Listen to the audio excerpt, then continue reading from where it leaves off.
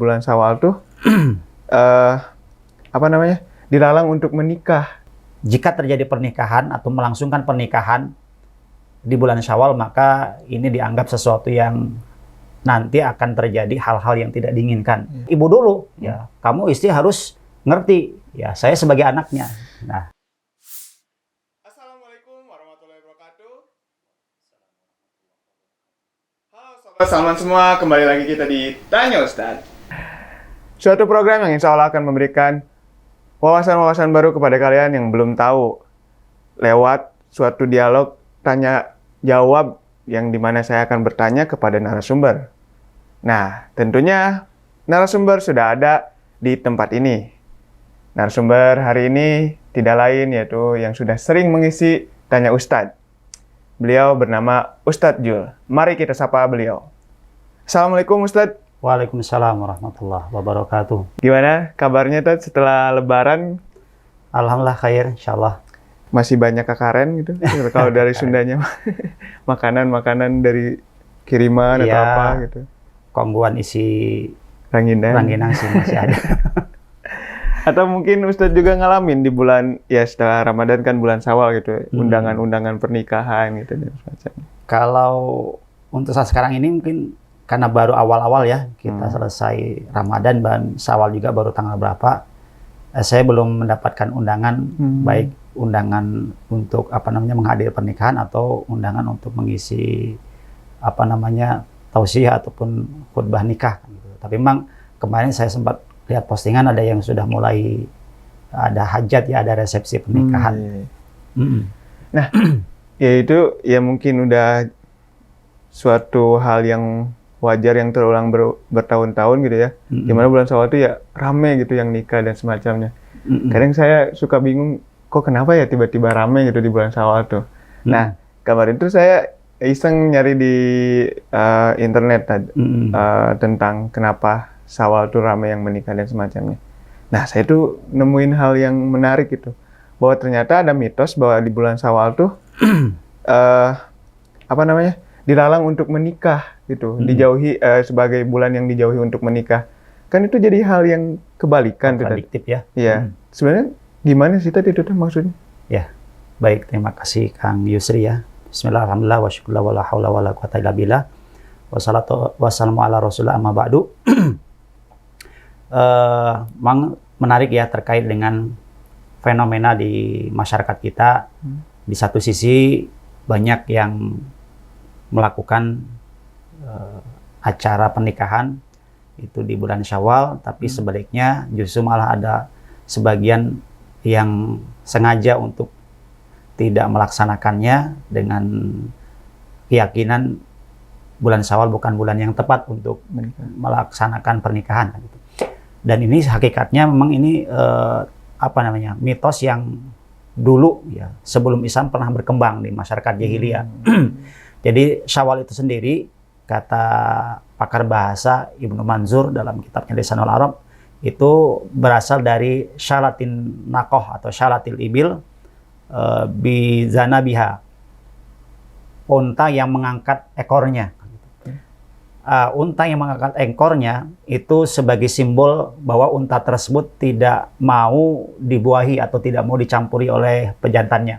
Sehingga, dan itu fenomenanya di bulan Syawal. Sehingga dari sana orang-orang Arab jahiliyah itu mengambil suatu keyakinan ya, dari perilaku unta tersebut bahwa jika terjadi pernikahan atau melangsungkan pernikahan di bulan Syawal, maka ini dianggap sesuatu yang nanti akan terjadi hal-hal yang tidak diinginkan.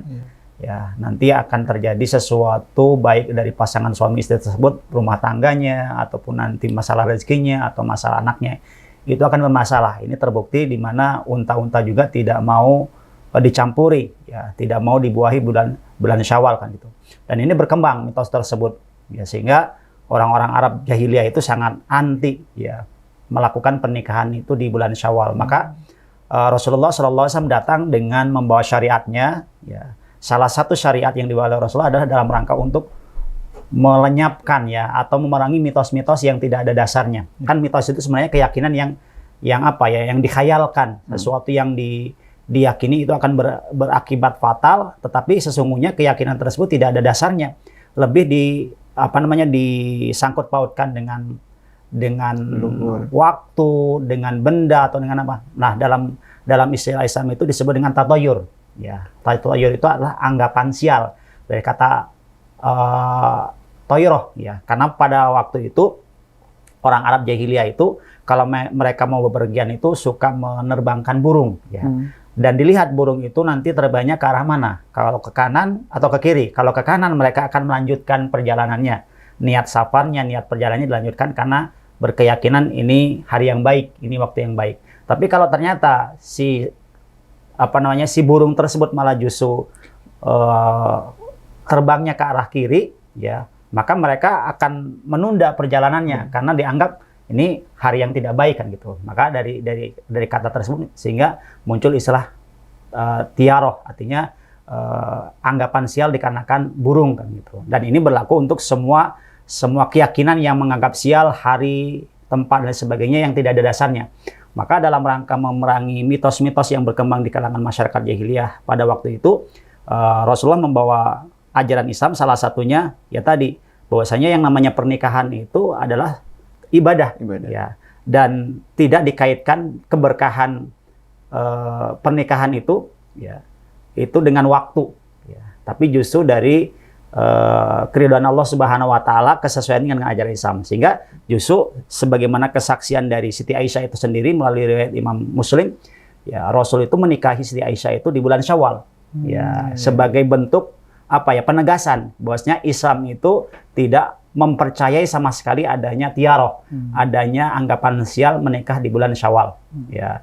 Dan kalau tidak salah dengan isi yang lain juga pernah beliau melaksanakan ataupun melakukan pernikahan di bulan Syawal, kan gitu. Dan ini tidak hanya sekali Rasulullah melakukan hal tersebut. Tentu apa yang dilakukan oleh Rasulullah itu tentu berdasarkan bimbingan wahyu, bukan berdasarkan inisiatif ataupun keinginan sendiri, tapi bagian dari misi Rasulullah SAW. Yang lainnya contohnya Rasulullah itu menikah dengan Zainab binti Jahsy. Ya. Zainab binti Jahsy itu adalah mantan istri dari anak angkat beliau, yaitu Zaid bin Harithah. Nah, di masyarakat Arab jahiliyah berkembang bahwasanya pantang, ya, akan berakibat sial kalau seandainya menikah dengan mantan istri anak angkat. Ya, maka dalam rangka untuk memerangi, ya, atau melenyapkan keyakinan seperti itu, maka Allah memerintahkan kepada Rasulullah untuk menikah dengan Zainab binti Jahsy. Tentu setelah bercerai dengan Zaid bin Harithah yang sebagai anak angkatnya Rasulullah. Ya, jadi memang kita kembali kepada ajaran Islam bahwasanya tiaroh ataupun anggapan sial, ya, itu tidak ada dasarnya sama sekali. Karena hakikatnya Allah yang menurunkan keberkahan, Allah yang melancarkan rezeki, Allah yang menjadikan segala urusan menjadi mudah, ya. Tidak dikaitkan dengan waktu-waktu tertentu, apalagi itu adanya anggapan-anggapan sial. Semua waktu, semua hari itu baik, ya, selama kita mengisinya dengan kebaikan. Termasuk salah satunya adalah menikah, dan menikah itu kan adalah ibadah kepada Allah Subhanahu Wa Taala. Oh, jadi berawalnya dari sana ya, yang mungkin pada akhirnya jadi ramai orang-orang menikah di bulan Syawal karena ya kisah pernikahannya Nabi yang kebanyakan ada beberapa yang menikahi istri-istrinya tuh di bulan Syawal. Gitu. Iya, walaupun ingin saya luruskan juga bukan berarti di bulan Syawal itu waktu yang paling bagus, tidak juga kan gitu. Sehingga ramai-ramai orang menikah di bulan Syawal sedangkan di bulan-bulan yang lainnya pada sepi, nggak juga kan gitu. Tapi intinya harus kita landasi keyakinan bahwasanya di bulan apapun, ya, selama kita niatkan itu melakukan sesuatu kebaikan, maka insya Allah itu akan menjadi keberkahan. Termasuk di bulan Syawal, di bulan-bulan yang lainnya. Bahkan tidak terlarang kan kalau menikah di bulan Ramadan, mungkin lebih bagus lagi kan gitu. Dari sisi ekonomisnya kan, dari segi praktisnya kan gitu. Dan tidak ada masalah kan gitu. Walaupun mungkin jarang ya. Jarang yang menikah di bulan Ramadan kan gitu. Tapi berarti dari pandangan Islam sendiri tidak ada sama sekali anjuran ya bulan yang dianjurkan untuk menikah gitu. Iya, bulan-bulan tertentu ya. Sejauh ini yang saya ketahui tidak ada sih. Oh, nggak ada Jadi sama sekali. memang kan Rasulullah juga kan menikahi dengan istri-istrinya itu beragam ini ya, beragam bulan kan gitu. Iya. Beliau menikah dengan istri beliau pernah di bulan Zulqa'dah, Zulhijjah setelah melaksanakan haji ya, atau di bulan-bulan yang lainnya. Jadi 12 bulan dalam setahun itu ya silakan mau di bulan apa saja, selama memang pilihannya itu tatkala kita menentukan di bulan A contohnya itu bukan berdasarkan hitungan-hitungan tadi ya, Iya. tapi memang karena kesiapan kan tiga perkara yang memang kita dianjurkan untuk menyegerakannya. Pertama, apabila sholat sudah tiba waktunya, segerakan. Yang kedua, apabila jenazah sudah siap untuk dikuburkan, jangan nunggu-nunggu saudara yang jauh kan gitu, Oh, iya. sehingga telat untuk dikuburkan. Yang ketiga, ya tadi apabila Sudah gadis ataupun perawan sudah mendapatkan jodohnya, itu harus disegerakan. Jangan nanti sudah sudah lamaran, kemudian masih lama juga menentukan tanggal pernikahannya. Akibatnya kesananya justru malah akan menjadi godaan. Ya, nanti akan menjadi ajang pacaran. Oh, Ajang pacaran yang terselubung ya. Iya. Karena sudah khitbah, karena sudah lamaran, ya merasa udah halal udah pas, boleh-boleh saja. pantas. Nggak apa-apa dong, pegangan tangan kan sudah di khitbah. Nggak apa-apa dong, pergi berduaan. Ya, yang penting kan sudah khitbah. Nah, itu kan kadang-kadang justru setan sangat licik sekali menggoda hal-hal yang sesungguhnya selama memang belum ada akad, ya walaupun itu sudah di khitbah, itu tetap ya aturan tetap harus ditegakkan gitu. Khitbah itu kan sebenarnya mengikat. Ya, mengikat agar tidak dikhitbah oleh orang lain kan gitu. Tapi aturan batasan-batasan mahalnya, batasan aurat dan sebagainya tetap tetap diperhatikan. Tidak halal begitu saja kan gitu. Ya. Nah, ya benar juga sih. Mungkin hikmah kenapa harus disegerakan menikah tuh. Saya juga sering dengar dari teman-teman saya yang dulu pas persiapan menikah, suka ada godanya tiba-tiba mantan ngechat, tiba-tiba ngajak balik. Mantan jadi lebih menarik ya, lebih menggoda. Jadi banyak ujiannya ya, lah gitu. Walaupun kata ungkapan segera itu tidak ditentukan waktunya sih, tapi sesegera mungkin supaya fitnah tidak datang kan gitu. Nah, ya ini masih berhubungan sama pernikahan, tapi sesudah menikahnya nih, saya tuh sempet baca di sosial media rame gitu tentang sebenarnya mana sih yang harus diprioritaskan oleh seorang suami ketika sudah menikah di antara ketiga di antara seorang pria yang sudah menikah ya, bukan suami yang sudah menikah. Oh ya, seorang pria yang sudah menikah ya, di mana mereka tuh harus memprioritaskan ketiga orang gitu, kayak apakah harus memprioritaskan ibunya, istrinya, atau anaknya gitu. Jadi dari tiga itu tuh sebenarnya seorang suami ya, pria yang sudah menikah ini tuh mana yang harus diprioritaskan gitu? Ya. Yang perlu kita dudukan adalah bahwa ketiga orang ini sama-sama penting ya.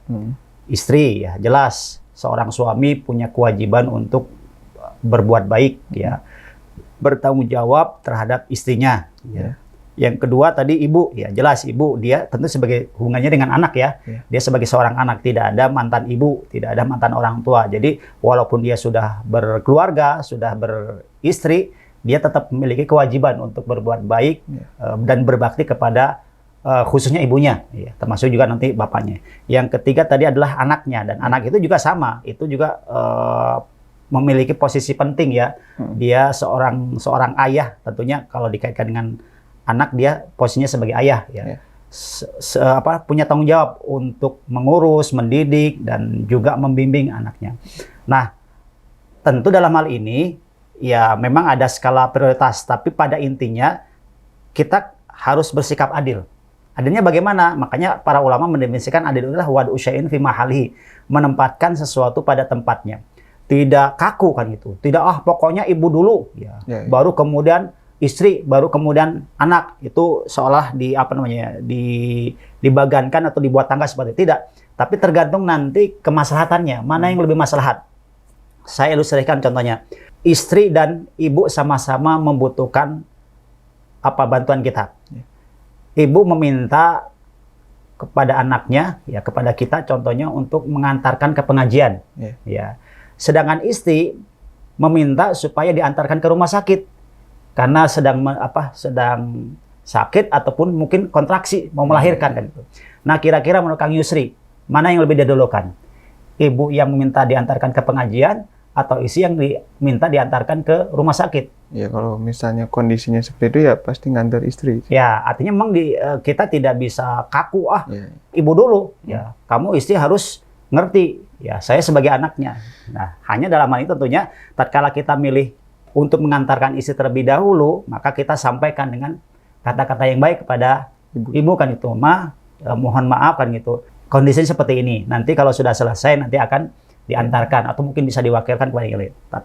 Dengan seperti itu mudah-mudahan nanti ibunya bisa memahami kan gitu. Ya, jadi artinya bahwasanya dalam kondisi-kondisi tertentu kita harus bisa menimbang kemaslahatan. Ya, mana yang lebih maslahat. Ya. Tapi kalau secara umum jelas ya kepada ibu kan gitu. Kepada ibu, kemudian baru kepada istri, baru kemudian kepada anak. Ya. Tapi dalam kondisi tertentu itu tidak kaku, bisa fleksibel. Artinya mana yang lebih maslahat, mana yang istilahnya betul-betul membutuhkan bantuan, bukan artinya menafikan yang lainnya kan gitu. Tapi kita bisa menimbang mana yang harus didahulukan dan mana yang bisa ditangguhkan kan gitu. Ya, kalau memang bisa dua-duanya atau ketiga-tiganya sekaligus dilaksanakan dalam satu waktu ya bagus kan gitu. Tapi masanya kan kita hanya satu orang, kemudian punya dua tangan, punya dua kaki, nggak mungkin kan dibagi tiga. Pasti ada skala prioritas, pasti ada harus yang lebih didahulukan. Maka di sinilah kita harus bisa lebih bijaksana dan konsepnya adil tadi. Ya, konsepnya adil. Dan juga tentunya dalam melaksanakan itu semua harus ada kata-kata yang baik kan gitu. Jangan kita memprioritaskan sesuatu tapi dengan mengungkapkan dengan kata-kata. Contohnya kita tatkala tadi ya diilustrasikan mementingkan istri dulu karena tadi kan sudah kontraksi.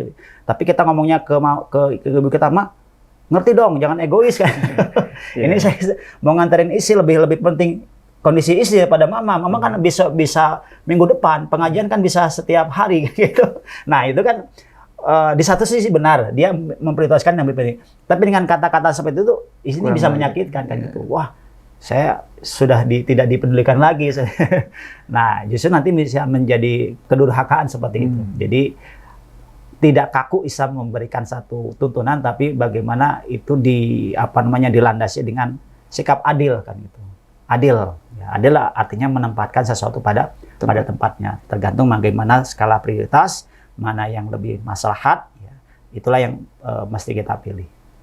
Tapi kalau misalnya seorang anak yang mau ngasih uang gitu ke ibunya, ke orang tuanya, apakah harus ada persetujuan si istri kah atau ya udah gitu karena emang uang sendiri gitu? Iya, selama itu uang sendiri, harta sendiri, maka pada hakikatnya diberikan kebebasan untuk mendistribusikan ke siapa saja selama halal ya kan. Iya. Tapi karena sudah berkeluarga dan memang ada tanggung jawab ya dan harus ada keterbukaan masalah keuangan, maka alangkah bijaknya kalau seandainya bukan minta izin ya, tapi memberitahu bahwasanya suami itu ingin berbuat baik kepada orang tuanya, mau ngirim uang ya mohon dimaklumi, tapi tetap ya dipastikan kecukupan ya. Jangan sampai nanti mengurangi hak istri, wayahna dalam bahasa wayahna dikurangkan kan gitu. Yang mestinya per bulan dapat sekian karena mau ngirim uang dikurangi alokasinya. Nah, itu enggak apanya. Nanti satu kali mungkin bisa istri memaklumi. Tapi kalau rutin tiap bulan, wah ini ancaman ini ancaman dapur kan gitu. Maka hakikatnya boleh, tapi tetap harus ada komunikasi kan gitu. Bukan minta izin ya. Kecuali istri menggunakan harta suami harus minta izin. Ya, istri contohnya mau ngasih ke orang tuanya, tapi ngambil dari harta suami kan gitu. Maka harus minta izin. Ya, harus minta izin. Maka pola-pola komunikasi dalam keluarga itu penting walaupun itu hal-hal yang sifatnya remeh, tapi ini justru kalau seandainya tidak diperhatikan malah akan bisa menjadi sumber masalah kan gitu. Lama-kelamaan ya karena kan semuanya berawal dari komunikasi kan gitu. Tidak ada komunikasi, ini akan menjadi kesalahpahaman. Si istri akan merasa dikhianati, dianaktirikan, ditutup-tutupi dan sebagainya kan gitu. Sementara menganggap wah dia royal kepada orang tuanya kan gitu, sudah nggak sayang lagi kepada istrinya. Ya macam-macam lah kan gitu. Memang salah satu misi setan itu dalam surat Al-Baqarah 102 itu kan tadi untuk memisahkan, mencerai-beraikan hubungan antara suami dan istri. Maka hati-hati kan gitu. Maka komunikasi penting kan gitu. Menjalin komunikasi, membina keharmonisan itu ya menjadi pondasi keluarga sakinah, keluarga yang nanti harmonis. Masya Allah. Tapi ya dari banyak hal yang pernah saya baca, bukan hanya tentang pernikahan sih, bahwa padanya dalam suatu hubungan, entah itu pertemanan, kelompok, komunitas, himpunan gitu, ya harus terjalin komunikasi yang baik ya. Termasuk di tempat kerja ya. Di tempat kerja gitu. Padanya emang untuk menginformasikan sesuatu ya harus ada komunikasi yang baik gitu, agar tidak ada terjadi. Dalam kesebelasan sepak bola juga perlu komunikasi kan gitu. Iya benar. Ya tidak ada ya seorang yang merasa lebih berjasa dibandingkan yang lainnya. Ya itu penting antara penyerang, kemudian nanti yang di sayap, yang menjadi back, kemudian kiper itu harus ada komunikasi. Kalau tidak ya acak-acakan kan gitu. Pada intinya semua yang melibatkan orang lain itu harus ada komunikasi. Ya, termasuk dengan pribadi sendiri kan harus komunikasi. Ya antara tangan dengan kaki harus komunikasi kan. Nanti juga tangan ke sana, kaki ke sini nggak sinkron. Nggak sinkron. Ya. Oke, Masya Allah, Sobat Salman semua. Nah, begitulah tadi informasi-informasi mungkin yang belum kalian tahu tentang soal pernikahan. Kenapa di bulan Syawal rame banget gitu yang ngundang, ada yang banyak yang nikah gitu. Oh ternyata ada kisahnya gitu, di mana ternyata Nabi itu menikahi istrinya itu Siti Aisyah di bulan Syawal, dan dengan alasan untuk menghilangkan mitos-mitos yang sudah berkembang di masyarakat jahiliyah dulu itu. Nah, tadi juga udah ngebahas tentang prioritas yang mana aja yang harus lebih didahulukan. Ternyata ya padanya sesuai kondisi yang emang kalau yang urgent banget ya itu yang diprioritaskan gitu, nggak tergantung orangnya gitu. Ini sangat ilmu yang sangat baru buat saya, yang dimana saya juga belum nikah gitu. Buat Sobat Salman semua yang masih jomblo juga, untuk pengen nyari tahu nih ilmu-ilmu tentang pernikahan, bisa ikutan di Sekolah Pranikah Salman ITB. Itu bisa dicek di IG Bidang Dakwah atau langsung ke IG-nya Sekolah Pranikah Salman ITB. Nanti banyak tuh hal-hal yang bisa menjadi wawasan kalian sebelum akhirnya memutuskan untuk menikah gitu. Nah, begitu paling Ustadz. Ya. Terima kasih untuk podcastnya hari ini. Dan wawasan-wawasan barunya. Untuk Sobat Salman semua, jangan lupa like, subscribe, dan share. Wassalamualaikum warahmatullahi wabarakatuh. Waalaikumsalam warahmatullahi wabarakatuh.